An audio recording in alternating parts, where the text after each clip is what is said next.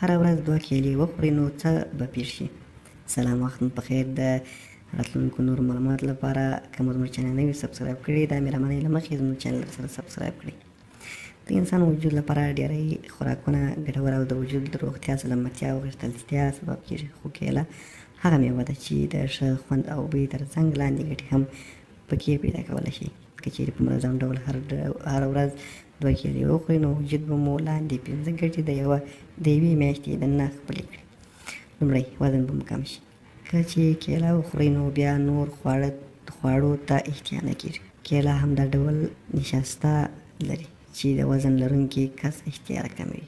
دغه میوه په وینه کې خواږه راکموي او د انسولین هورمون پر وړاندې د وجود حساسیت زیاتوي. هر کله چې کیله وخوړل شي نو د وجود هغه حجرې چې د انسولین پر وړاندې ساکنې وي فعالیت پیلوي او په مقابل کې په ډېرې کچې سره ګلوکوز جذبوي. په دې سره د وجود پانکراس غده په پراخه کچه ترشحات شروع کوي، نو په پایله کې هغه شحم یا غوړ چې په وجود کې تولیدېږي په مقابل لوري کې نورې غدې او هورمونونه ځواب وایي.